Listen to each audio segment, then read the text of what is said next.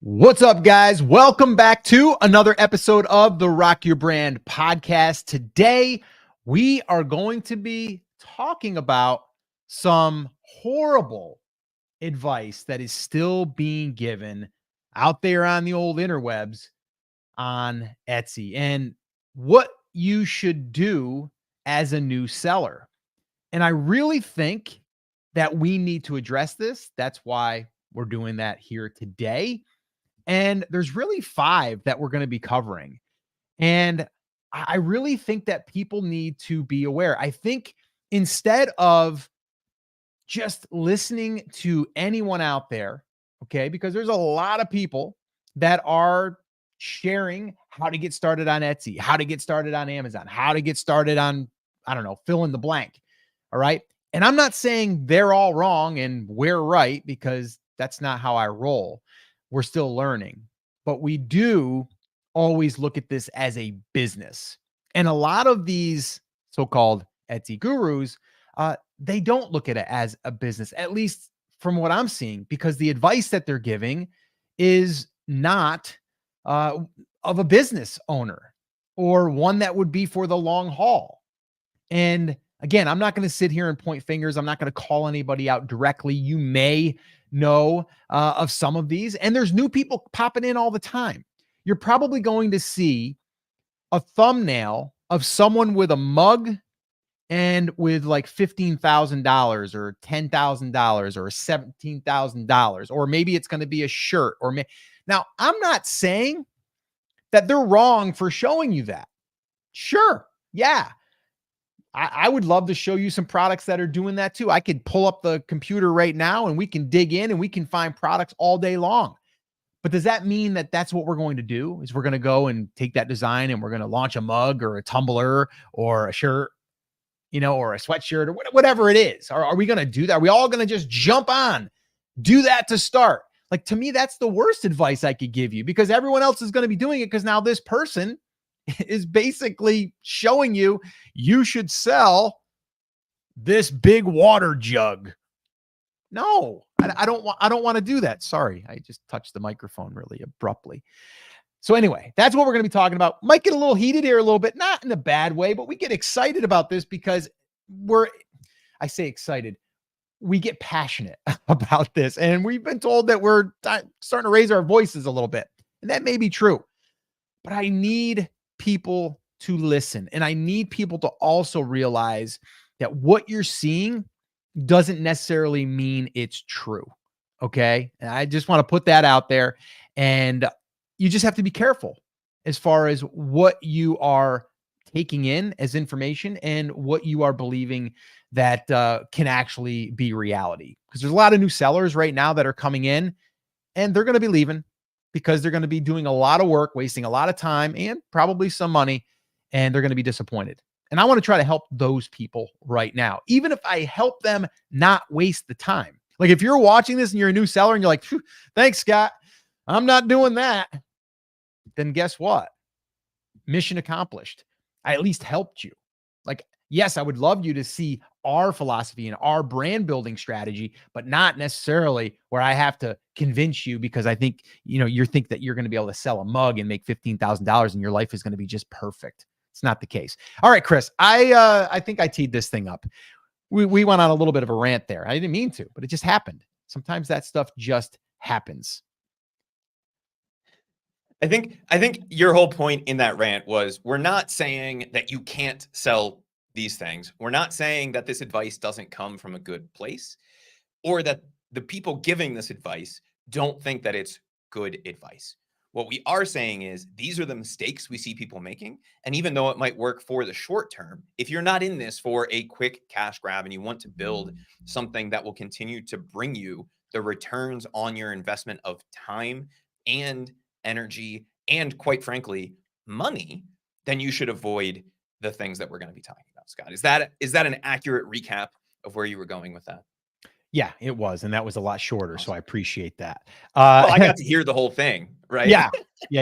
So, okay. So that's what we're going to be talking about, guys. And we've got some other things that we're going to be covering here today in this live stream as well. But I think we should probably kick things off. let me do this though before I do.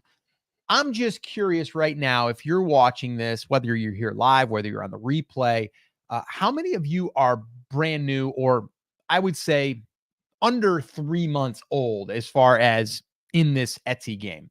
I'm just curious, because right now you might be just going down the road and you're taking in all of these bits of information. You're seeing this one pop up, this one pop up, that one pop up.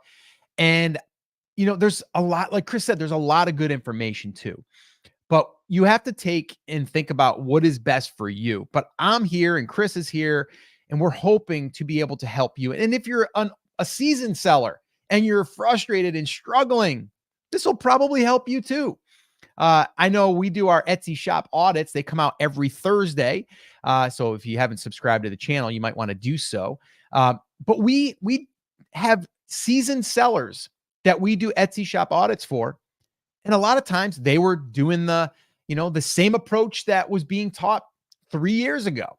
And now they're kind of like, well, I don't know why I don't have a business. It's a lot of times because we're not doing what we're about to share with you, but also we're doing what is being presented, and we're trying to follow the same model. And that model just doesn't work. And I mean, do you really think that one product you're going to just home run and you're going to, make your $1 million? You think that that's really how it's going to work? I mean, it's easy to slap up a product. As soon as someone shows that product on a video, everyone's going to go run and do it. You should probably not do that. Now, should you pay attention to it and say, oh, I see mugs are selling. Cool. Okay. Maybe I could put that into my niche and create a product, a unique product that people would buy that's on a mug. Sure. I'm not saying don't sell mugs. I'm just saying, like, don't look at what's being shown as that's the entire thing, because it's not. All right. So with that being said, I'm going to pull up my handy dandy little notebook.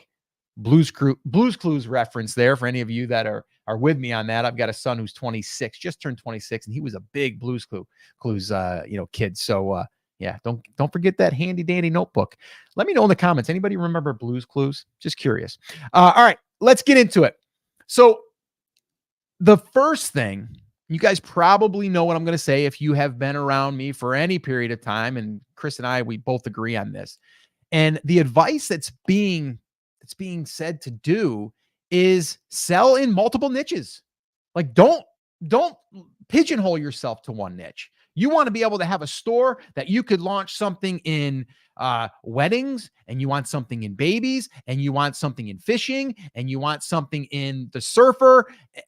You fill in the blank. Like, your shop, you should be able to just throw a whole bunch of stuff in there, and that's how you're going to be able to build this successful business. Multiple niches. Go after it. Go after all of them. Go after all the ones that are doing real well. And if a new one comes in, do that one too. That's the advice that's still to this day being talked about. And to me, that's not a business. It's really not a business. Because if you think about it, and this is how I always think about it, if you're putting the time and the energy into something, do you want to build something that will be here today, here in 6 months, a year, 2 years? Do you want to build something that you also can have repeat customers? Like, do you think someone's going to come into your random niche shop, all right, kind of like a t-shirt shop on the boardwalk, and you walk in there and you see the, buy 3, get 1 free? Do you think that person's going to remember you? Do you think that person is going to come back and go, I got to go back to that t-shirt shop, it was really good brand? No. They might buy that one shirt for that one occasion. They're not going to remember you. And now, especially with, Amazon's merch, I mean, that's blowing up anyway. That's been blowing up. You got those guys to contend with, right? Then who else we got now? Temu? Anybody hear of them? Yeah, they're coming. I think they spent like $2 billion last year on Facebook only. Just that one platform, just that one little platform, $2 billion. We got to start thinking about building a brand. We got to think about focusing on a niche. We got to think about repeat customers. That's what business is, right? If you have a business, you want repeat customers. I just had an air conditioning unit put in my home, and that's what they specialize in: air conditioning, heating. Okay. Now, how would they turn me into a repeat customer? Service plan, come out every year, clean every 6 months, and I'm going to sign up for a yearly membership on that. So you see, they even have repeat customer built in. They're not selling me a t-shirt, but they're selling me something else that I'm going to need in the future. So we always have to be thinking about that. We have to be thinking about who are we targeting and how can we sell more to that customer. You guys have heard me say this before, and I'm going to keep saying it because I know that it needs to be said over and over and over again. Who's with me? Anybody with me here? Leave in the comments if you agree with my methodology and Chris's methodology, or our I guess our philosophy, or do you think that you just want to build a business selling random stuff? I'm just curious. What camp are you in? Chris, anything you want to speak to on that before we move on to number 2? So, Scott, we got a YouTube comment last week that I wanted to address because it plays right into this. He said, I Okay. totally disagree with you on the niche-based approach. And I'm going to get your feedback on this Mm. because if I buy a t-shirt for my uncle and really Yeah. like the quality, then I'm going to go back and I'm going to buy a t-shirt for my son and my nephew and all of these other people. What is your response to that? So they come to your random t-shirt shop and they buy a t-shirt once, and then if they really, really like it, then they're obviously going to come back to you. So Yep. what is your response to that? Because it is possible, but how do we view that versus the pure niche-based approach that you and I typically advocate for? And we're talking about here. Yeah. Well, I would say this. I agree that, okay, that person might say, I really like that. But now do you realize how many designs you're going to have, how many different products you're going to have? And if you are having your own inventory, how much inventory you're going to have? Do you realize how many more headaches you would have? Just that alone would steer me away. Okay. So I'm not saying that one person can't go, oh, I got that one funny t-shirt for Uncle Bob. I want to go back now next year and get something for Sue. I don't think that's as likely as someone saying, I just bought, I don't know, I bought a cat lovers, a shirt for a gift for a cat lover that I know. And then you're like, you know what? I'm going to go ahead and probably buy something in the future for that cat lover because they're in my life, or other people that are in my life that are cat lovers. Or you sell directly to the cat lover, and now you're able to sell them over and over and over again. And I have a greater chance of adding more things that customer could buy at the same time. Would you rather sell one t-shirt or would you rather sell 5? That's what we're talking about. So I know that there's 2 sides to that, and I'm not saying the other won't work. To me, way messier. I can't really build a customer base. So you build an email list with that one guy that bought that one shirt. You send out an email once a week. How do you know what they might want to buy next? A random shirt on bass fishing, and then a random shirt on bowling, and then a random shirt on something else. Like, it's very hard to do any type of marketing to that person other than we've got new funny shirts in stock, or new designs. So that's kind of where I would debate on that. I think that really is the key to the reason we push back on this. Is there a possibility they're going to come back and buy from you again? Absolutely. It doesn't matter what you sell. There's a possibility somebody could come back. But Scott, I think the customer discoverability side of this, or the finding the right product in your shop, becomes much more difficult if you're trying to be everything to everybody. So let's go back to that example. He buys a t-shirt for his uncle that his uncle really likes, and he's very happy with the quality. Cool. Now, instead of just coming back to your store because he knows that his uncle loves bass fishing and that he loved the quality of your stuff before, that everything in your shop could potentially appeal to his uncle, he has to come back to your shop and then try to find a t-shirt that is not only the same, make and model, for lack of a better term, the same quality, but that also appeals to his nephew, which means you have to launch a buttload more products, because the chances that his uncle and his father are really, really, really into all of the same things, and that the same exact t-shirt is going to be the thing that he comes back and buys, are very small. And if we're able to come at this with a niche-based approach, then we know when he comes back, every single item in the store is a potential gift for his uncle. I would rather have that than have the customer digging through for 2 hours to try to find the right t-shirt for their nephew and then get frustrated and leave. And so it's about the product selection and the ease of them being able to find things.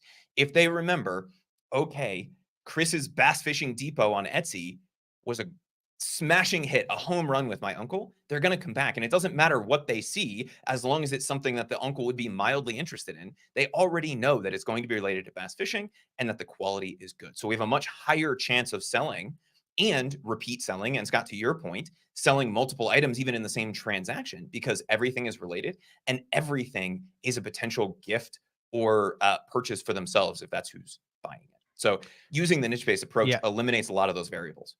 Yep. Yeah. And again, we could spend the entire time on this, but we're not going to because we got to keep moving. But yeah, and there's a bunch of people in the comments that are saying like they started with that approach and now they're starting to niche down. They're starting to build a brand. And the thing is like I want to leave this part here with this being said is if you think about it, do you want to build a customer base over time that you can sell things to over and over and over again, or have the potential to? Like, if yes, then doing the spaghetti at the wall approach is probably not going to be a great way to build a customer base of people that are interested in a certain topic, right? Because it's just not going to be there.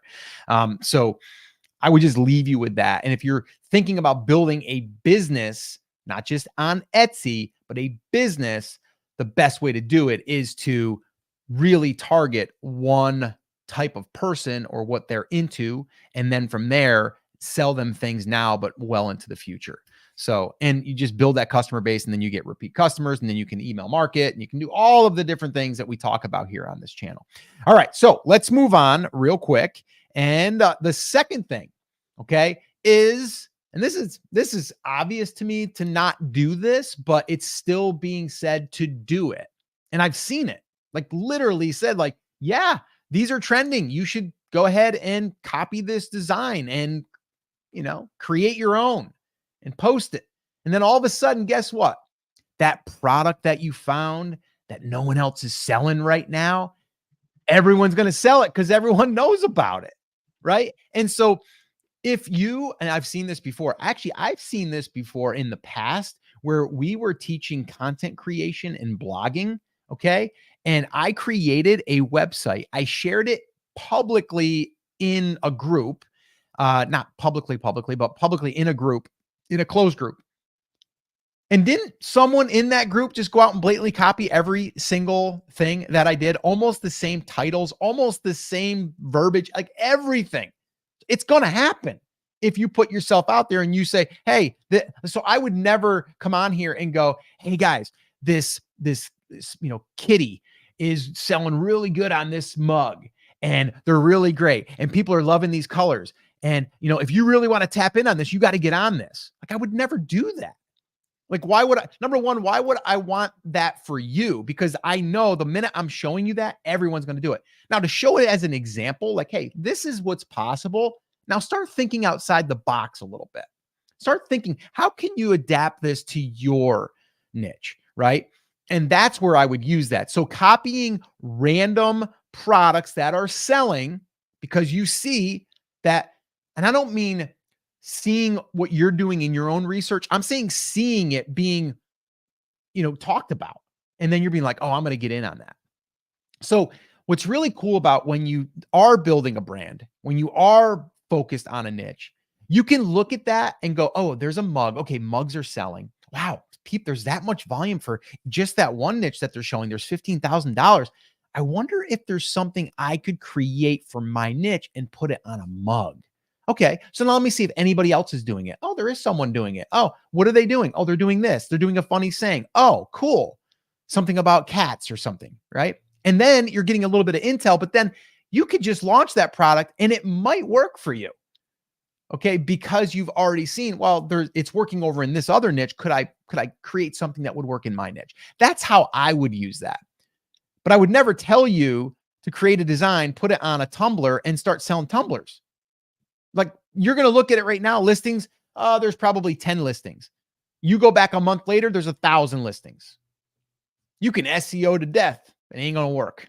All right. So I would say that's a common thing that I'm seeing, and I still see it. And I just can't believe that I see it. And it's not even more with the seasoned Etsy gurus doing it. It's more new people coming in because they're seeing that the Etsy gurus are doing it. So they're like, well, let me start a YouTube channel and let me show people how they can find a product. And then let me find them a product with a design holding the same thumbnail. Right. And we'll do that. Right. So yeah, you got to be careful on that. But that's something that I would definitely avoid is, once again, like random products don't have any purpose. And just because they're selling well, because someone showed you that they're selling well, like copying those products. So again, if you're a new seller, please don't do that. Please. I want to clarify something here, Scott, and you got to this at the end of that statement. We see like Etsy put out their 5 trends for spring or 5 trends for summer, right? Yeah. There's nothing inherently wrong with looking at a trend and implementing a trend in your shop. And the one that was really hot last year was comfort colors, right? Everybody wanted to launch comfort colors, but we're not just going to throw a bunch of comfort colors in our store because that's something that's trending, and we're not going to throw a design that we see that's selling well into our store. That's actually the freedom that we open up when we look at this only through the blindered lens of having a niche-based approach. When we look at a product, we don't have to go, oh, I'm just going to copy that. We go, how can I make this work for bass fishing? Oh, okay, they're using a funny saying, to your point. It's a dancing avocado mug that's selling really well. Let's make a dancing fish mug and see if that works with our niche. And we're able to take things that are working, create a unique approach to them that will allow us to rank in Etsy search and will sell those products as long as we're coming at it from that angle. So there's nothing inherently wrong with looking at trends, with looking at other products and other niches that are selling, but we have to remember we need to make those our own, and that's the only way those kinds of things are going to work for us. Yeah. Okay, so we got a lot of comments coming in here. So let us know in the comments. We've got some people in there that are being very open and honest and saying, yeah, that was me. That's what I was doing. I was basically just launching random stuff and praying that it'll sell because everyone else was doing it. So let us know in the comments. Have you fallen prey to that? And it's okay if you have. It's okay to course correct. I mean, we do that a lot with our Etsy shop audits. Is, we have sellers that come in and then we work with them and we kind of identify, like, go here. This is a great lane to go in and build out a brand. And the thing is it's not easy. I don't want you to think that it's easy. I don't want you to think that running a business is easy. Okay, because it's not. All right, but is it worth it? Sure. If you're built for being a business owner, then it's definitely worth it. Some people do it. They find out, you know what? I'd rather just be a W-2 employee. Nothing wrong with that. Okay, but it is hard. And building a business takes time. It's not something you're going to do in 6 months and all of a sudden you've got this thriving business that's going to basically take off. It doesn't work like that. It takes time, it takes effort. But that's why if you're starting from zero, or you start at zero after you pivot, you still have a lot of time. But if you're always focusing on moving forward with the brand and building out products for a specific customer, building the email list, building the customer base, great customer support, repeat, that's what we want. Okay. So anyway, let's move on. So the third is, and I saw this in the comments earlier already, and I didn't even bring it up, launching thousands of products. Like just launch, spit them out. That's what they want you to do. Like that's how you're going to do it. You're going to basically do that. And eventually you're going to get one that's going to take. So now it's a matter of low quality, because there's no way that you can create that many designs and put them out and just keep pumping them out. You just can't. It's just not possible. So, and do you want the mess that you're creating in that shop and in your Printify, if you're using Printify? Do you want the mess?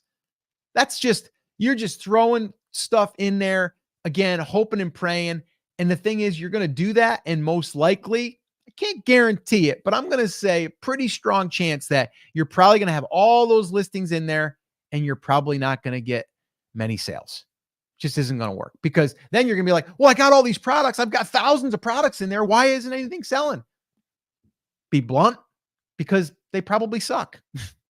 I've said this before and I've talked about it. It's like design is everything in this pod business. Like, you have to have good designs. You have to have design, not just skills, but you have to have a design eye. And it's like, if you're not spending time to create a really good design, no one's going to want to buy it. You can have all the products out there, you can have all the listings out there that you want, but you aren't getting any sales, but you got all those listings, there's a good chance they just aren't good. All right. So that's another big mistake that I'm hearing people. I'd rather you do 30 products and just really get those designs locked in, and then get good at that, and then put out something really, really nice. We actually just did an Etsy shop audit. It aired actually this past Thursday. And she does really, really good design work. And you can tell she spends time on putting these designs together, and it's paid off. I don't think she's even a year in yet. And she had an amazing Q4. The reason is because she has good designs. They're really good, and she's got a good eye for it. If you guys missed that audit, you can find that on the YouTube channel. We'll also link it up in the description, so you can check that out. But yeah, I mean, design is everything. And if you just slap stuff up and put 1,000, 2,000 listings up there, you think you're gonna get one to take, probably won't work. You're just gonna waste a lot of time. So that's another big one. Chris, anything on that? If you're following 1 and 2, then yes, Scott, you do have to launch 100 products. And if you remember, like 2 years ago, they were saying you got to launch 100 products before you're going to have one. And then it snuck up to 1,000 somehow. That's crazy. I think part of that came out of AI, right? They were like, oh, well, if I can upload 1,000 designs to a CSV and then have Canva just pump through all of the different iterations, then if I launch 1,000, I'll have one that hits. But that also means that you have 999 that you spent the 20 cents to list that are a complete and utter waste of time, energy, and effort, and no one's ever going to buy your seat. So would you rather save that extra, I don't know, 20 cents times 900 listings? Let's just say you have 100 out of those 1,000 that do really well. Would you rather save that money and invest that in driving traffic to a product you know is going to sell, to a product that actually has a chance? That's a better use of that extra money, even at only 20 cents a listing, not to mention the time, energy, and effort and utter mess, as Sherry Poppins pointed out, that you run into when you just launch products at the wall. And Scott, you said, I think, spaghetti at the wall. The phrase I like a little bit more is spray and pray, right? We're just going to blanket everything and see what happens. Everything. If you had a bucket of paint and you threw it at the wall, would you get some paint on the wall? Yeah. Oh, yeah. Yeah. Would you cover the wall in paint? No, right? You're going to have one big splash right across the middle, and then you're going to have white spots on the top and bottom, and it's going to look like a mess. And that's exactly what you're doing when you're focusing on launching quantity over quality. If we can focus on creating good designs that we know are going to sell because we've already done the market research, we can completely cover that wall with paint, and we don't have to focus on just design.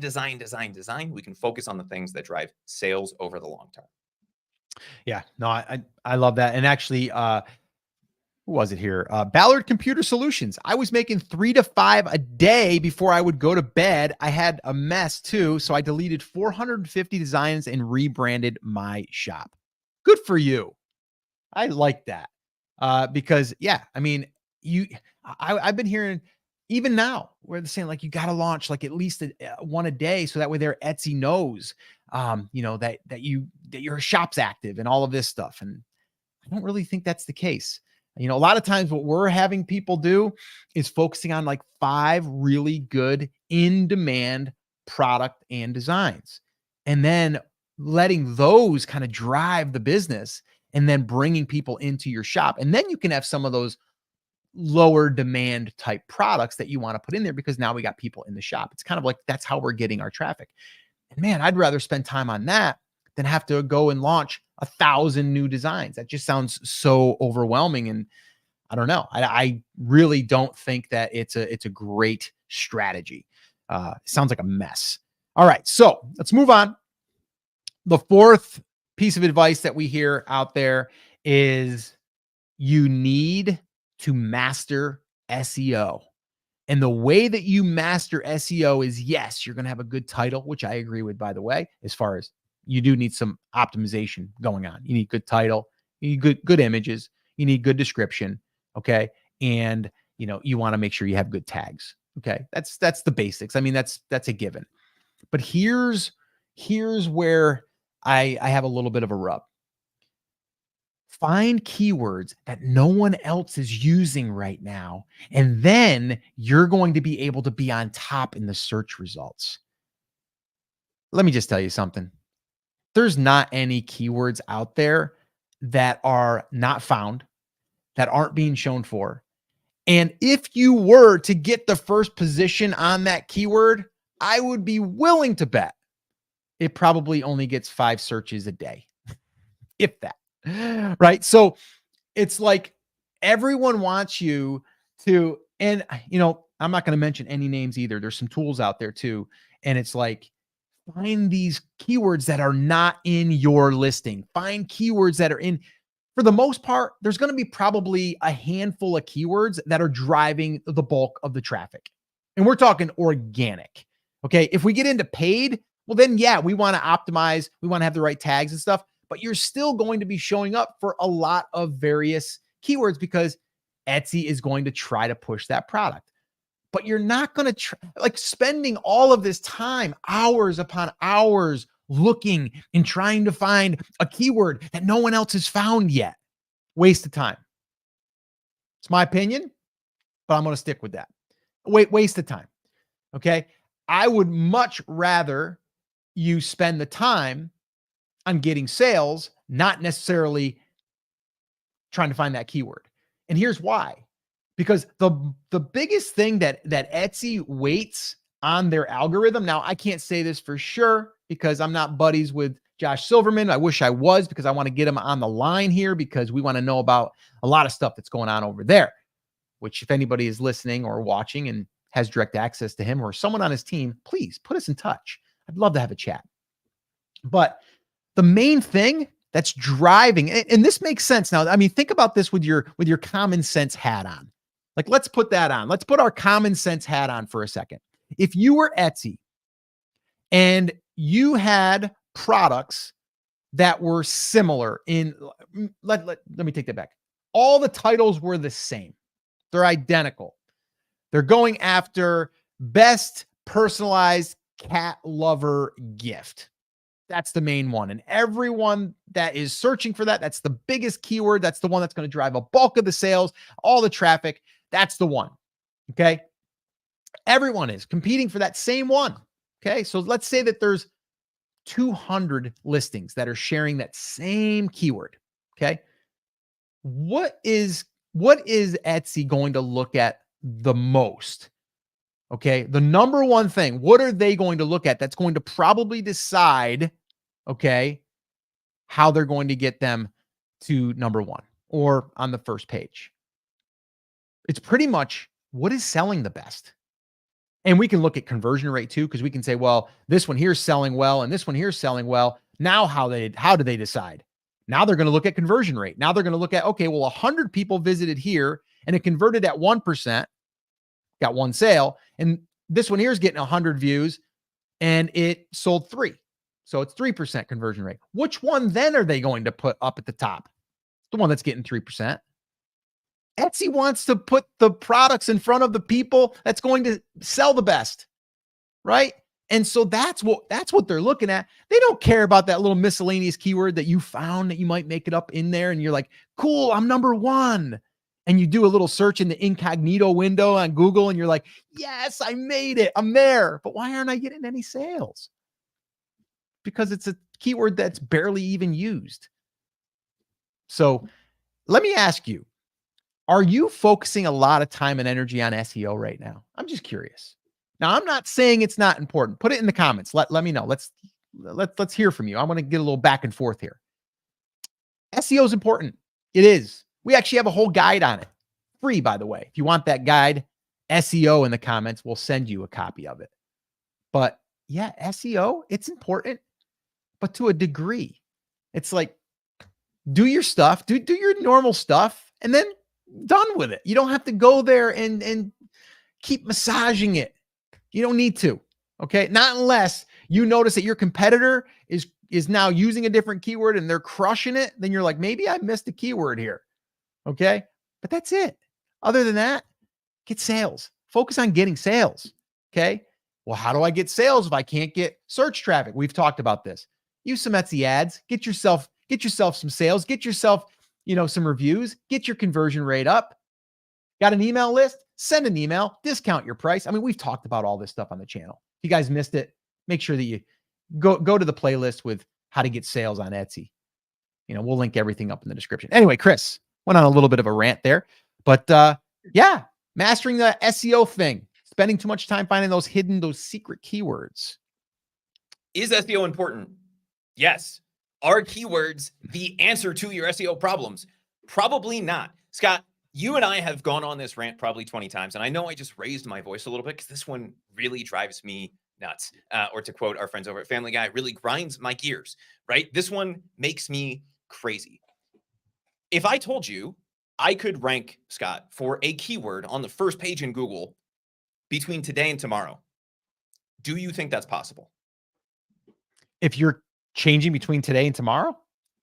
Yeah. So I create a blog post today to rank #1 for a keyword on Google tomorrow. Yep. Is that possible?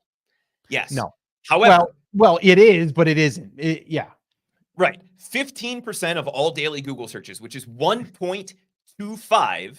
The keyword's that long. Billion. I wanted to put that in there. Right. Is that kind of where you're going? 1.25 billion Google searches a day are brand new, right? No one's can you rank first for that? Yeah. Does anybody care? Yeah. No, because it's the first time since 1997 that someone has ever typed that into the Google search engine. Right. So it's probably going to be the last time for another 23 years, if I can do math, right? Just because we can rank at the top for a specific keyword doesn't mean that it means anything for our business. Exactly. Are keywords important? To a point. We have to use the keywords to pass the yes or no binary test for Etsy about whether we are relevant or not. If we pass that test, if I have dancing avocado mug, which I guess is this side, dancing avocado mug in my listing, and Scott has dancing avocado mug in his listing, we both pass that test. Awesome. How does Etsy decide? They look at sales and conversion rate. The job of any search engine is to provide you with the result that most completely answers your question. In the case of Google, that's the blog post or the news article that stops you from coming back to Google. In the case of Etsy, that's the product listing that results in you making a purchase. So the more you can focus on the purchases, the better off you are. Are we saying, Scott, that you should never go back once you've created that first good whack at a listing, that you should never go back and correct your keywords? No, but we're going to do that from a data perspective. We're going to look at our Etsy ads data, see what's selling. We're going to look at the still beta search analytics report and see what keywords are driving sales and traffic and focus our listing around those. And those are the changes we should make. But we shouldn't be focusing on going in, testing and tweaking our title, testing and tweaking our tags all of the time. If we spend an extra 5 minutes when we first create that listing to get it 80% of the way there, that's going to get us almost all of the results that we need to understand if we're ranking for the right keywords. We got to understand we're not going to start at the top of the page. And if we do, there's probably not any demand for it. So we should be going after the keywords that are in demand and focusing on improving that conversion rate. Focus on improving how many people click to your listing. Focus on how many sales you're getting. Focus on the traffic driving in the marketing side of this, which is the least sexy, right? From let's just launch stuff. Yeah, like it doesn't sound like a solution to the problem. Going in and tweaking your keywords sounds like a solution to the problem, but it's really not. It's about focusing your listing on what creates the conversion. And if you can create conversions, Etsy will rank you for more and more things that you might not think based on the keywords you should rank for, but they know based on their internal data that you are the person who is most likely to sell for that keyword. They're going to put your listing up for that. Yeah, I just want to throw this up here real quick. Sherry Poppins says, SEO in collab with design and niche focus is the real ticket, I think. Yeah, with one caveat, okay? One little thing. You have to make sure demand is validated first, okay? And that's something else that we do on our Etsy shop audits, is we really drive into and drill into, I should say, into the the demand of certain products, and then that comes with the keywords or what is being searched for. So it's always there. Like if there's no demand, you can SEO it all you want. You can have it niche down, all that. But if it doesn't have demand, you're not going to be getting any views anyway. And I think where a lot of the confusion comes in is when most people say Etsy and SEO together, what they mean are keywords. And keywords are Yeah. one very small fraction of what leads you to rank on Etsy. But that's where everybody focuses because that's the easiest thing to do. And it's the thing that has the most data associated with it. There's all kinds of tools. Everbee has it. All of the other people, Alora, everybody who has a tool for Etsy has some sort of a keyword tool or a tag discovery tool because it's an easy thing to grasp. But it's the smallest thing you should be worried about when it comes to SEO. The thing to focus on is traffic and conversions. Yep. Love it. Okay, cool. Let's move on. We got more to cover here. Okay, so the last thing is, and the last piece of advice, I mean, there's more, but we're only going to cover these 5 because these are the most important. This here's a little disturbing, actually. And I'm not gonna say where I actually saw this, but it was brought to my attention from a subscriber, and they emailed me and say, "Hey, did you see so and so?" And this was an Etsy education. I don't want to say channel, but they're a company, so I'm just going to leave it at that. All right. But they were advising them to do what I'm about to share with you. And that is create duplicate listings to test titles and images. Anyone doing this? I'm raising my hand, not that I did it, but has anybody done this? That right there is terrible advice. And I mean, Etsy specifically says that you shouldn't be doing that. And the only time that you would be doing that is if you have a different product, or if you wanted to take your variations and create separate ones, that's fine, right? If you wanted to list your red shirt and then a green shirt and a brown shirt, you can do that. Okay. I don't know why you would, but you could. Okay. But you can't take the same red shirt, change the title, and then do it again. Like, it's against terms of service. It's the same product. You can't do that. Even if you could do it, it's not a good thing to do because now you're competing with yourself, right? And the logic is, well, some traffic's going to see one, some traffic's going to see the other. And now I can test and see what's doing better. No, a better way of doing this is just change the title, wait, and track your metrics, and then do it another 7 days and wait and see, right? And do one thing at a time. But yeah, I was blown away that this is actually being done. So in the comments, let me know. Has anybody done this? And again, maybe you did, you thought it was okay. Or have you heard other people telling people to do this? I'm just curious. But that one there's a no. I would not do that. And if you're a new Etsy seller, please don't fall into these hacks because they could get you in trouble. And also it's going to make your account very, very messy. And you're going to pay for that listing fee too. If you thought I got hot about the last one, this one drives me insane. Boy. And it's for the same reason. Someone call the fire department. I'm not going to go on a full rant about this. You guys can watch some of the other videos where I've lost my mind on this. But Scott, the only reason I can think of that people think that this is a good idea is because they fall victim to what we just talked about with number 4, where they say the key to sales on Etsy is finding the perfect keyword. And if you come at it with that approach, I can understand how you get to this perspective. The problem with it is you're losing out on the other 90%, 99.9% of things that influence where and how you rank. The better way to approach this is to look at the data on the listing that you have. And I'm struggling. And if somebody in the comments, Scott, can come up with a good example of when the keyword would be so different for the same product that you might want to test this, because there's no way Etsy could associate those 2 keywords. I'd love to see the examples in the comments down below where you think this might be an appropriate thing. But in most cases, let's say bass fishing t-shirt is what we're selling. I can't think of a single combination of bass fishing and t-shirt where the title of 2 listings would be so different that Etsy wouldn't be able to do what they do when they break down titles and look at every word individually and then say, oh, fishing is also fish, is also fishes, is also fished, right? They look at all of the different variations of those words to determine whether or not you should rank, plurals, misspellings, all of those kinds of things. If they weren't doing that, then maybe there could be some extra data that you would gather from this. But if the reason that you're doing this is to see how well you will sell when you rank for a specific keyword. You can already get that data from your beta search analytics report, because they're going to show you for every variation of bass fishing and t-shirt, or from your ads data, where they're also going to show you for every variation of bass fishing and t-shirt. So if you find that somehow there's a better combination of those words because of the data, then just change your title and you're done. You don't have to split off the other 99% of signals between two listings where they're looking at click-through rate, they're looking at traffic, they're looking at conversion rate, they're looking at sell-through, they're looking at all of these things. And when you split that data up, you not only create a mess for yourself, but you reduce the chance that you will secure a position in the search results, because you're splitting that data between two listings or among three or more, depending on who you listen to that advocates for this. And I just don't get it. I'd rather see you have all of that data in one place and be able to make an intelligent decision and have a higher chance of ranking than splitting that up. Again, if you guys can think of a situation where the title would be so drastically different that there's no way Etsy could say these are the same keywords or they mean the same thing, let me know in the comments. But I haven't found one yet.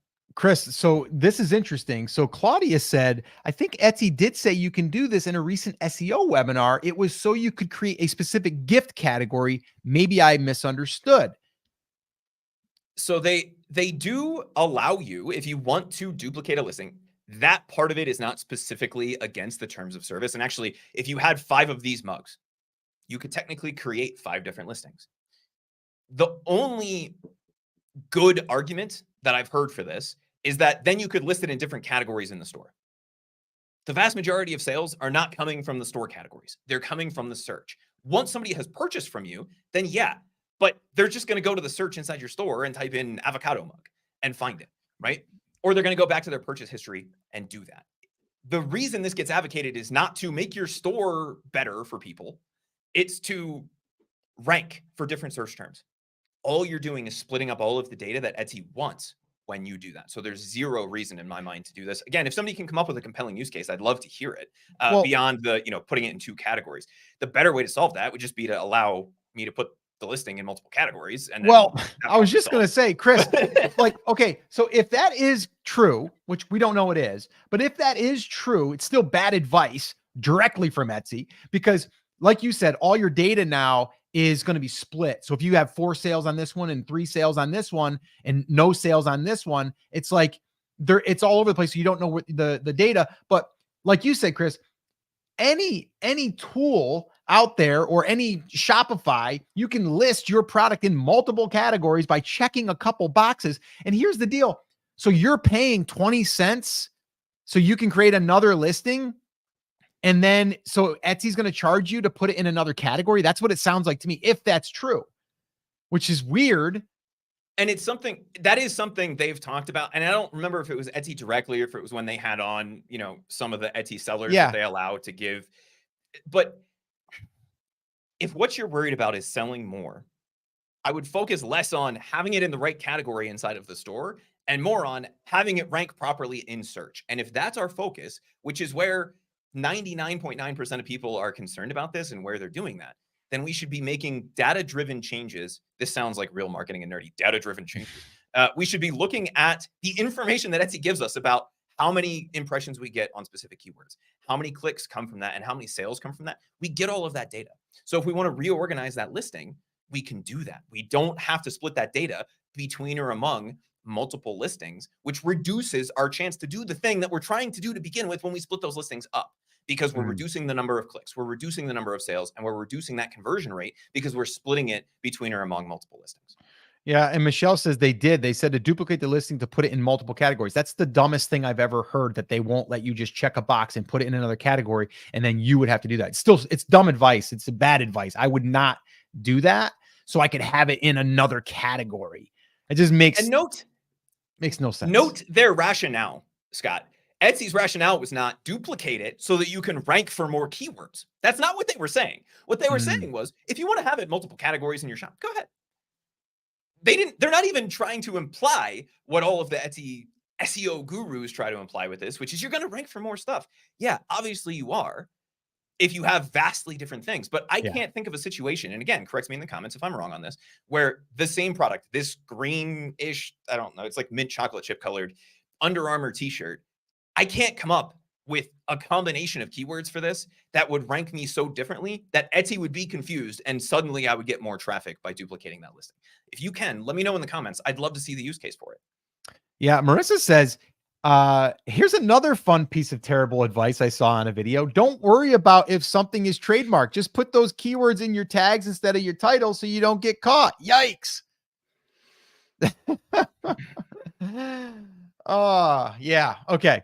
We won't go any deeper on that one, but yeah, that's some not good advice. So we don't want to do that. So if you want to potentially get your account suspended or maybe, permanently banned, that might be the advice you'd take. But I don't think you want to do that, especially if you're trying to do this to make some money. So anyway, yeah. So yeah, Liz, it is wild. All right, cool. So let's wrap this part up here.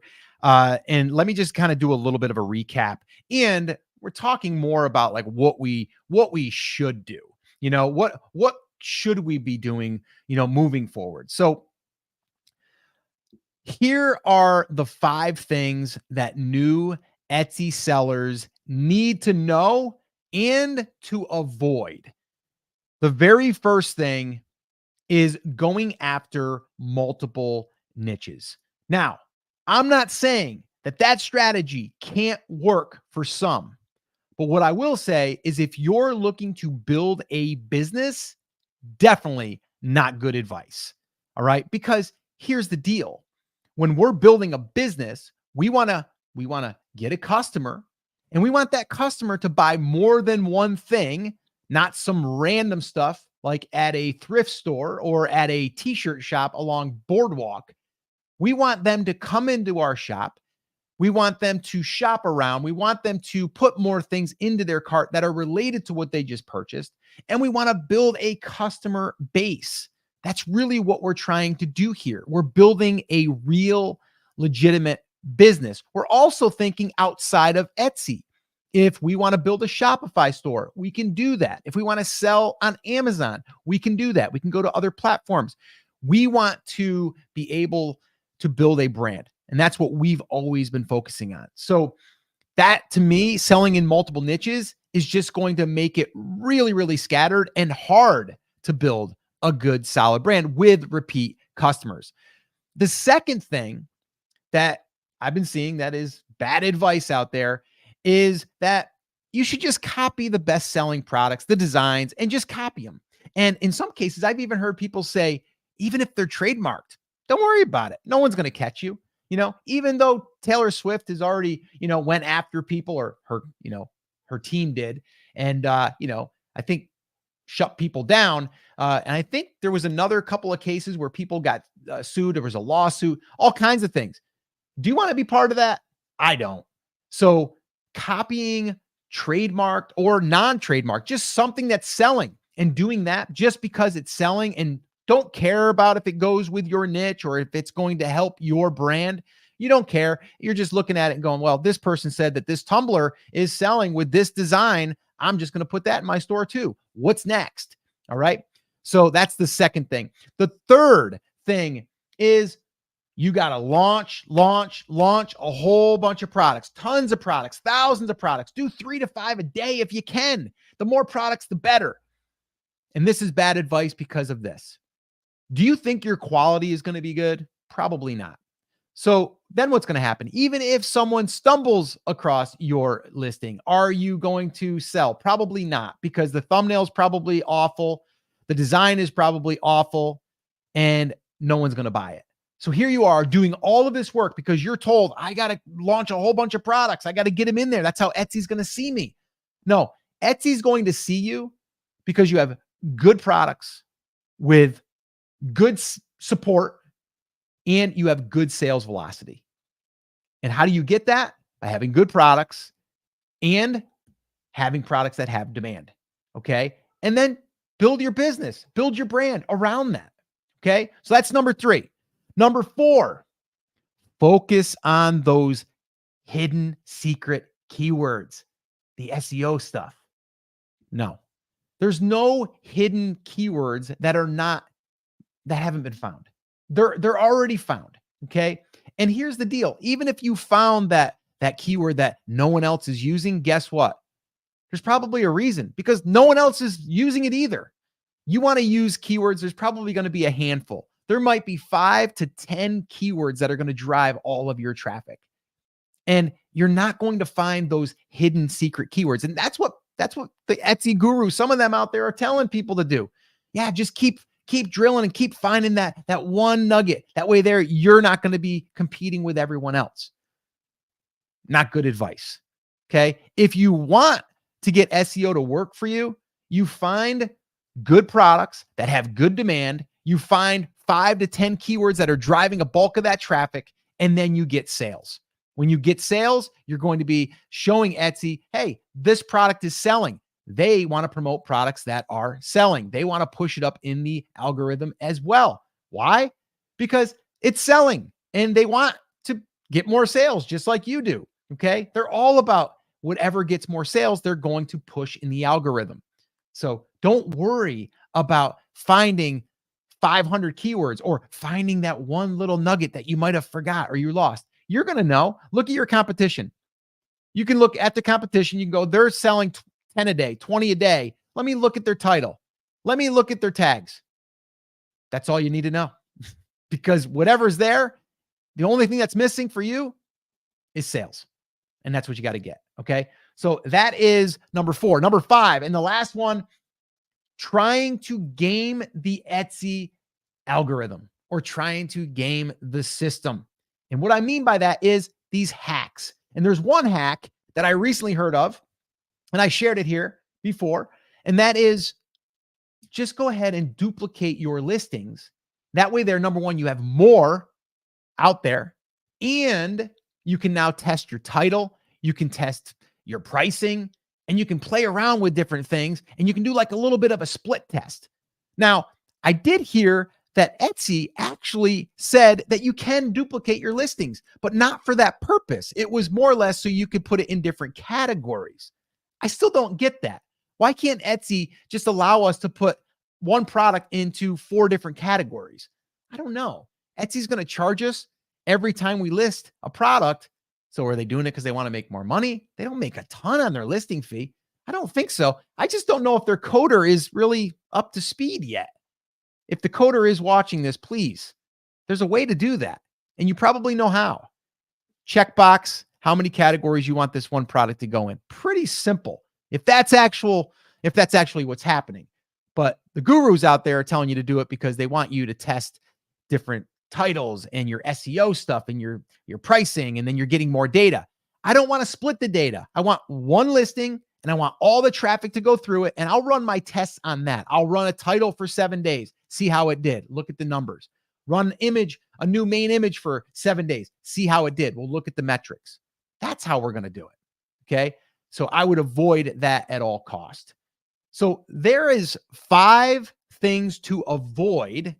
All right. If you're a new seller, if you're hearing this type of advice, I would run, because to me, it's all about building a brand, a sustainable brand, one that's not just dependent on Etsy either. Because as we're doing this, we can eventually take this and we can put it on our own Shopify store. We can take our customer list that we've built and we can take that with us. Okay. And all of the customer loyalty, we can take that with us. Okay. If something did happen to our Etsy account. So I would be very, very careful on who you are following. And I'm not saying we're right about everything, but what I am saying is I'm always looking at, do these different pieces of advice help someone build a brand and not just try to make a quick buck? Because that's really what I'm seeing out there. It's like how to launch this one candle and make $17,000 a month. We've all seen it. You've seen it. I've seen it. And to me, that's like playing the Etsy lottery ticket. Chances are probably won't get that to win. But if you did, guess what? It's going to probably be hard to get it to win again. And then your business is all dependent on one product. So that's what I would say about some advice that I would stay away from. Hopefully you got value out of this, and let me know in the comments. You going to build a brand or are you going to chase products? Chris, how'd I do on that recap? I like that. And while you were doing that, Scott, we had a couple people give us some examples of when they think the duplicate listing strategy makes sense. And I want to play a quick game with you. So where was the first one here? All right. It works for me. For example, I sell a pattern for a quilted table runner. At Christmas, I created a second listing with photos of the runner made up of Christmas fabric and a Christmas title. Scott, same listing, different product. It technically is a different product in my eyes to a certain degree, because if you are positioning it differently, right? So if I had again, I think that's a perfect example, a runner that could be all year round, then great. Okay. You can sell that all year round. You're going to have a listing that is going to show that probably in just your normal kitchen with no Christmas stuff, right? But now you're going to put that runner in there and it's designed to be there for Christmas, or it could be used for Christmas. That makes sense to me, because now I've taken that same product, but now I've positioned it for something else. It's almost like saying, like, you can use this washcloth for a baby and you can use this washcloth for women with acne, right? And you're going to target it differently. I'm okay with that versus trying to plug it all in with that. I think that would make more sense. That to me is a different product. Even if we're delivering them It the is. same digital file, Yep. right? The purpose for that, the reason The someone is purpose. buying that is different. And Yep. if we say, okay, we have a bass fishing t-shirt, if I took that same design, that same file out of Canva and marketed it as a Christmas bass fishing t-shirt, probably not going to be the same thing. But if I spent the extra 2 minutes to put a Santa hat on that bass, even though the rest of the design is the same, everything else is identical, then Yep. yeah, duplicate the listing. That's not duplicating the listing for an SEO benefit. That's duplicating the listing to create a new product. And Jose Roman said, I've done this, but to create different prints for the front. The back is the same. Again, to me, that's a different product, right? Yeah. The design is different. The intent of that product is different. We're not just trying to take advantage of the search algorithm to see which keyword ranks us more. That's not the purpose of that listing. The purpose of that listing is to appeal to a different market or to appeal to a different design. So I'm curious about the other examples that come in, but those were the two I saw that were like, oh yeah, I do it. And it totally works. To me, that's not the same product. And the pushback we have is that same t-shirt, this same mug, we're going to duplicate this 7 times so that we can create different titles to see which one is better. That's a bad idea. If we're creating different products, absolutely duplicate your listing, keep whatever's relevant, and then change it to be Christmas or bass fishing Santa hat t-shirt instead of bass fishing t-shirt, right? That's common sense and that saves work. What we're advocating against is duplicating it just to test the title to see what you can rank for on the same exact product marketed to the same people. Exactly. Yeah. I mean, again, I think you bring up a great point, and I mean, people in the comments, brought up a great point. That's a different situation in my eyes, and that does make a lot of sense. So anyone in the comments that's saying that they're building a brand or I want to build a brand, if you guys would like our roadmap, we have a 100K roadmap. We call it. It's the roadmap that we used for building my wife's shop to $100,000 in sales. If you would like a copy of that, it's free. You can go ahead in the comments, just write roadmap, and we'll make sure that we get you a copy of that. We've had a lot of people go through that, and people have said it really did help them as far as how to see the process, as far as like when we started and then what we did along the way to get to that point. But you'll see the central focus has always been like, what are we going to sell, and what are we going, and who are we going to sell it to? And probably in the other order, who am I going to sell something to? So what do they want? And then what are the products that we're going to sell to them? Would be, I guess, better. And that's kind of how we look at it. So, all right, cool. So yeah, just put that in the comments. If you guys want a copy of that, just put roadmap in the comments and we'll make sure that we send you a copy of that free. Someone also mentioned ads. They said that they're struggling with ads. Again, we have a guide for that we put together. Again, it's free. If you just in the comments write ads, we'll make sure that we get you a copy of that as well. And guys, all we ask right here, right now, is like we're not selling you anything. You're here. We're helping you. Do we have some classes? Yeah, we have some classes. We have our 1, 2, 3 pod fast track. We have an ads accelerator program. We have certain things, but we're not saying you have to buy that to be successful. But what we are doing is just trying to help you. And the way that you could help us without even paying us directly is smash that like button or subscribe to the channel. That'd be amazing. And then you get access to all of our goodies. You'll get access to them anyway, but it would really help us if you would do that. But we have a playlist that's put together of our Etsy shop audits. I think we're up over 11 or 12 right now. So you could go do a little Netflix binging on that stuff. And we have a private recording session tomorrow. This will be a little shameless plug because it does cost something to attend this. It's under $10, by the way. But we're doing 3 Etsy shop audits tomorrow. We're recording them privately with our Backstage Pass Club. If you would like to join us on that call and future calls, you can go to brandcreators.com/club. And I might even have a link here. Yeah, there it is. brandcreators.com/club. And you can join. If you are on YouTube, you can just hit join on the YouTube little interface there, and you can go ahead and you can join right there. All right, Chris, are we ready to move on to our next little section here that we wanted to discuss? I think it has something to do with side hustles or something about Etsy side hustles. I think I'm remembering. And one of your favorite trigger words, Scott. I know we hit a lot of my trigger words today: SEO, duplicate listings, right? One of your favorite ones is passive income. I know that's not a word, that's a phrase, but I want to pull this up here because our friends over at Forbes, Scott, about a week ago at this point, wrote Chris, one of my new. I know I want to tee that up a little bit. Can I tee that one up a little bit, guys? If you guys aren't well, we'll give you guys a little bit of a backstage pass here. So what we're gonna do is we're gonna do this bit, and then we're gonna go ahead and chop it, and it'll be its own individual video. So Chris, just let me tee up that real quick. Yeah, go for it. Okay. All right. So you might have heard about passive income, side hustles, and now people are talking about, well, you can do it through Etsy. You can create passive income. You can create doing a side hustle. It's so easy.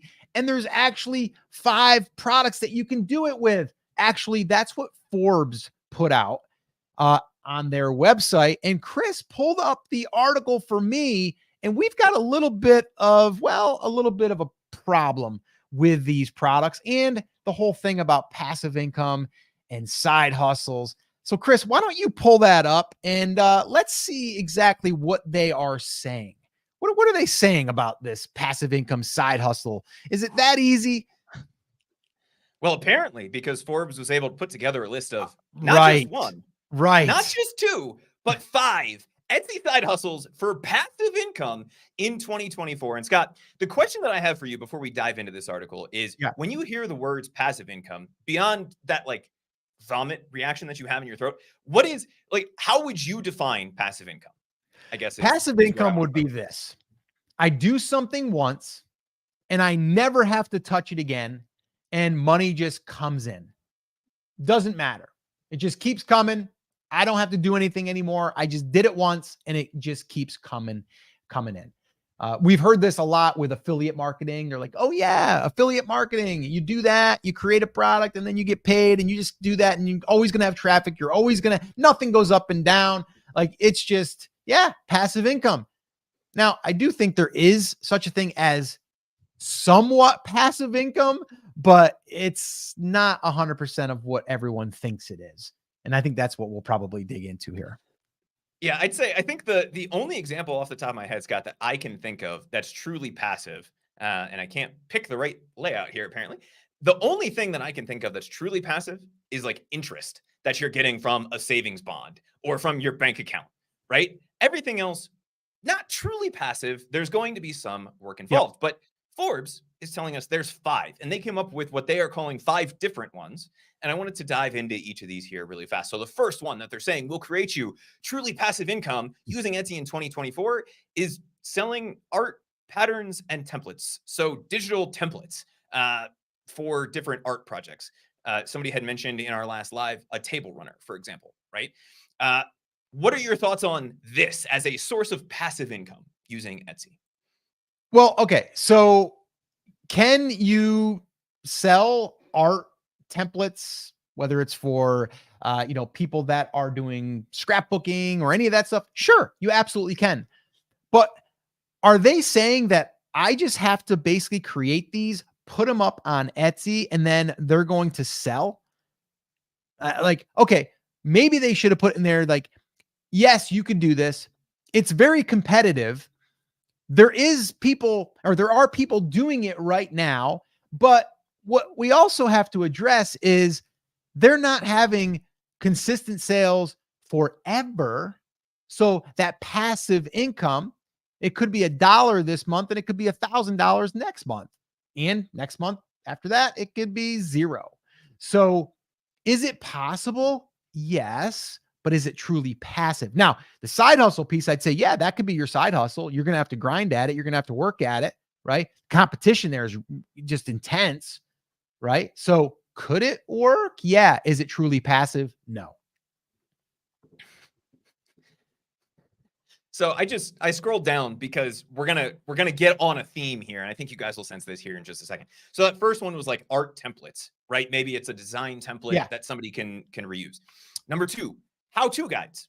Okay, there's a digital product. Yes, we create this kind of once, and then it has the potential to sell over and over again. Number 3, to me, is the same as number 1, Scott. Printable art, right? Yes, with number 1, they are doing something with the digital file that we're selling them. But number 3 is printable art. And then number 5 is photography as printable art. So we didn't even give 5 different niches or niches or nichos or nachos, depending on who you ask. We gave one example and then tried to spread it out over 5 different things. So what I'm hearing from this article in general is that if you're selling digital products on Etsy, that is a good way to make passive income in 2024. Scott, for people who are brand new sellers in 2024, is that something that's 1, feasible, 2, a good strategy, and 3, actually a passive way of generating income? Okay, so we have to address the side hustle piece, because as a side hustle piece, that means you have a limited amount of time. Okay, so if you have a limited amount of time and you're going to enter the digital template space or the digital art space or digital products space on Etsy, you're gonna be working your butt off. Number one, you are most likely going to be creating these bundles of templates. That's going to take you a lot of time. Once you do that, now you have to market the product. People think you're just going to slap it up there on Etsy and it's going to sell. That's not the case. What you're going to have to do is you're going to have to do what we do. You're going to have to launch the product. You're going to have to get aggressive with your pricing. You're going to probably want to run ads. You're going to want to tweak the ads. You're going to want to look at the keywords in the ads that are showing for, and all of these different things. So the side hustle piece, I almost have a bigger problem with that than the passive income, because side hustle means that you're going to do something a couple hours a day and you're good. Now, I'm not saying once you get things up and running, you can spend 2-3 hours a day. You can. It depends on how far you want to push it. But the passive income side of things, like, what are we talking as far as the amount? Like, when I hear passive income, I want the same every single month. And you could say, well, they're not saying that. They're saying passive income could mean $5 this month and $100 next month, but you're always making money. True. But I look at it like, how do I guarantee that I'm going to make X? And that would be passive income to me. And I don't think there's such a thing out there. Of course, like you said, if you did like a bond or something like that. But even if you look at the stock market, if people are retired right now, you're withdrawing that money out of there. That money might have made 5% last year, and the next year it might make 7-8%. So it's always going to be different. And that passive income that you're pulling, yes, that might be the same, but you're not making the same. So it's a little bit different. So as far as, is it possible? Yes. Do you need time? Yes.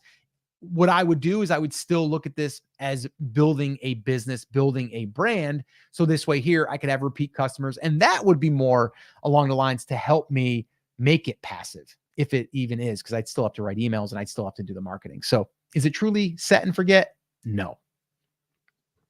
I think the better thing we can take away from this is that there's nothing wrong with these as a starting point, right? If we have photography, we have recipe collections, and we want to list those as digital products, that's fine. And that is going to be more passive than selling a print-on-demand product or hand making things for these spaces as well.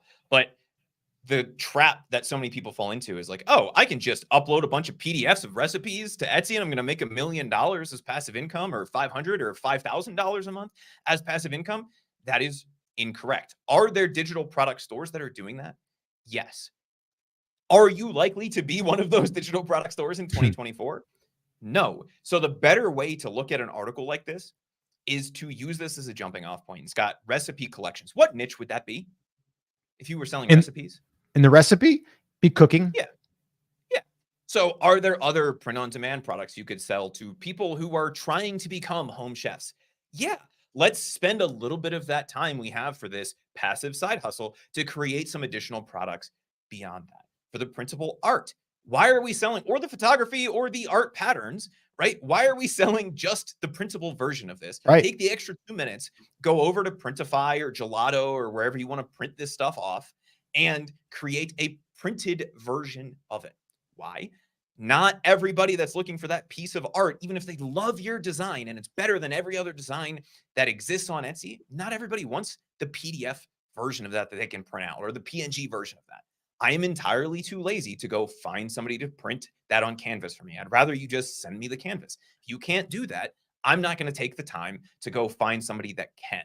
I'm going to move on to the next shop that has my second favorite design that allows me to do that.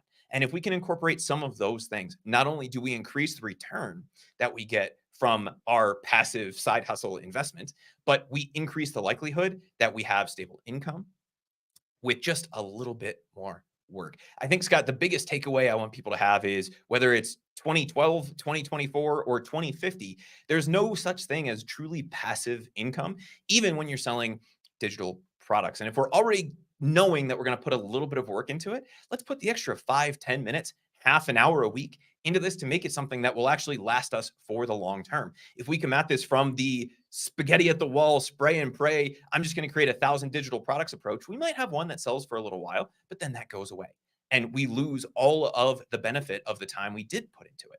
If we instead come at this from the niche-based approach and create a suite of products, digital, physical, print-on-demand, handmade, however you want to incorporate these things that can all appeal to the same buyer, we not only reduce the overall amount of work that we have to put into creating all of these designs to try to get one that ranks and sells, but we also increase the likelihood of repeat buyers. We increase the likelihood of higher cart values, and we increase the likelihood that that income continues with less additional investment of time, energy, effort, and quite frankly, money in a lot of cases, without having to worry about that just going away tomorrow, which it will if somebody outranks our PDF guide on how to create passive income on Etsy.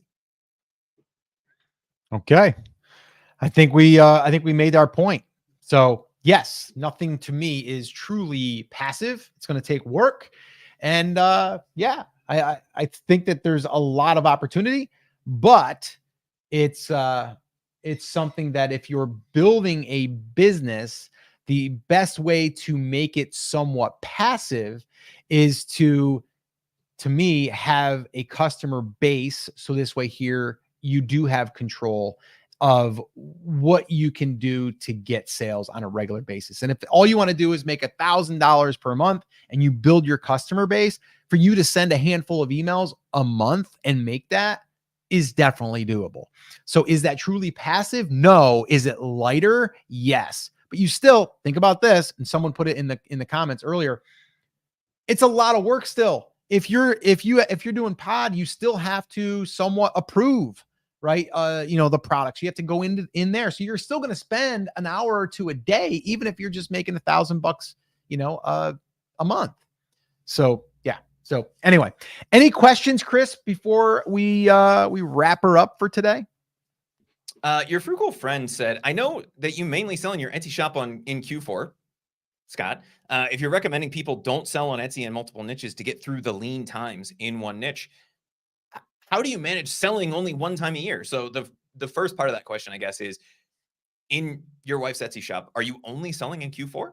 And then 2, if you are sales heavy in one area, how do you kind of stretch that income out so that you're not trying to be all over the place just to recapture that love of Q4 throughout the rest of the year? Well, I have a very interesting answer, and I'm going to be 100% honest and direct with you. We went into Q4 knowing that it was going to be crazy. And so I said to my wife, I go, if you're busy for 3 or 4 months and then you're not, and you're just kind of like doing a few thousand, even few thousand a month, the way that we've always done it is, and this goes all the way back. Some of you don't know, but my wife and I owned a photography studio years ago, and we were always busy in Q4. And then we would just take the money and we would bank it, and then we would draw our salary out of that. So if you're only focusing on Etsy right now, there's a good chance, depending on the niche, there's a good chance that you're going to be slower throughout the rest of the year than Q4. And in most businesses, you will be anyway. So how would I deal with that if I was like, that's my full livelihood and I have to make that work? Shopify. I'd start doing outside ads, Facebook, Google ads, which is something that we talked about. I'd be thinking about TikTok shops now, right? That's what I'd be doing. I wouldn't be like, how do I get more of the Etsy customers? How do I get more of my customers? That's what I'd be thinking. So I'm thinking differently. I'm not thinking like, oh, well, I'm slow, so I got to go ahead and sell random stuff over here to make up the bills. No, I'm banking on what happened in Q4. So that's gonna, kind of help offset. I'm not gonna go out and buy, a new furniture set because I made an extra 10 grand, right? And so I'm gonna more or less use that as the income through the year, and you're gonna work your butt off for that. But then I'm gonna be thinking, okay, how do I take my existing products? I don't have to create more. How do I create my existing products, and how do I get more people to buy them that aren't even on Etsy? That's what I'd be doing. And that's why email marketing is so big for us. And honestly, like right now, from what I'm hearing, TikTok shops blowing up. We've got someone that we've been working with for years. She sells on Etsy, but she also sells on her e-commerce store. She sells on Amazon. She started doing TikTok shops, and she gave me a report just the other day. I mean, she's done five grand a month just on TikTok shops. And I'm actually going to try to get her on to do a live, and we'll kind of pick her brain a little bit. But yeah, that's what I would do. So, and that's what we're kind of doing. Like I said, my wife's Etsy shop has truly been a side hustle. The minute it feels heavy for her, it's just, we're not gonna go down that road. It's not what she wants to do 40 hours a week. I mean, we're running around with my daughter with volleyball, which I got to get going here shortly because we got to bring her to volleyball practice, beach volleyball. And yeah, we're not about that. So anyway, Chris, hopefully I answered. I think the myth is that because you sell substantially more, and for most sellers, the biggest chunk of their income comes in Q4, that nothing gets sold throughout the rest of the year.